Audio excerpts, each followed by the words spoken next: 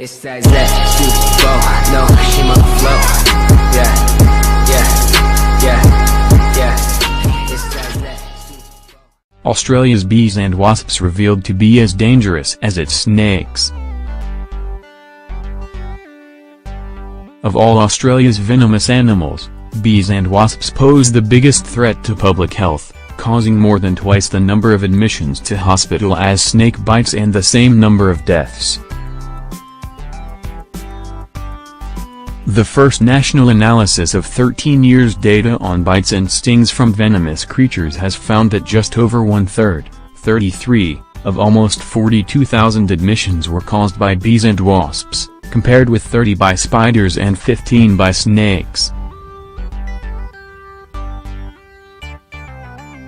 Though snake bites caused 27 deaths between 2000 and 2013, nearly twice as many per hospital admission as other venomous creatures, researchers found fatalities from snakes were rare given that there are 140 species of land snakes in Australia. People were more likely to die from an encounter with a horse or dog, said Dr. Ono Welton, a public health expert at the University of Melbourne's Australian Venom Unit, who led the study. Stings from bees and wasps caused 12,351 admissions and 27 fatalities. There were 3 deaths caused by jellyfish, a further 3 by ticks and 2 by ants. A man reportedly died from a redback spider bite in April last year, the first such fatality in more than 30 years, but it fell outside the study period. Welton said Australia was known internationally as the epicenter of all things venomous, but had a surprising lack of data about related injuries and fatalities, which meant national guidelines for prevention and treatment were inadequate.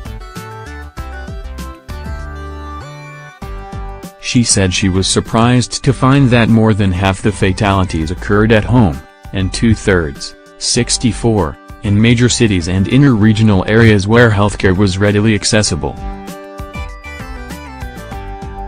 Bites and stings were much more likely to occur between April and October, and dangers varied by state and territory.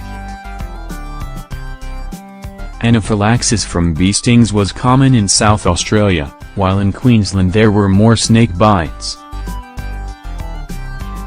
No fatalities were recorded in Tasmania, but there were instances of anaphylaxis caused by jumper ant.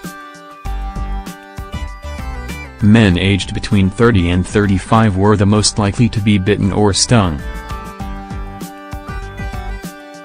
More than half, 34, of the deaths were the result of an allergic reaction that caused anaphylactic shock, which researchers pointed to as evidence of a widespread and underreported problem of allergies in Australia. 3/4 of snake bite victims died in hospital, compared with only 44 of those who died from an allergic reaction to an insect sting.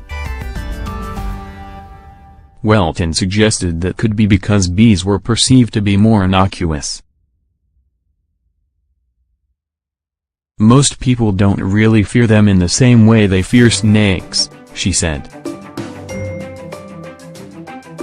Without having a previous history of allergy, you might get bitten and, although nothing happens the first time, you've still developed an allergic sensitivity. We need to understand why people are dying from bee sting anaphylaxis at home. Professor Daniel Hoyer, of the University of Melbourne's Department of Pharmacology and Therapeutics, said the number one surprise of the research was that there were so many deaths caused by insect bites. The incidence of potentially life-threatening allergies in Australia was enormous and a much bigger problem than many people perceived, he said, pointing to the fatalities caused by Melbourne's thunderstorm asthma in November.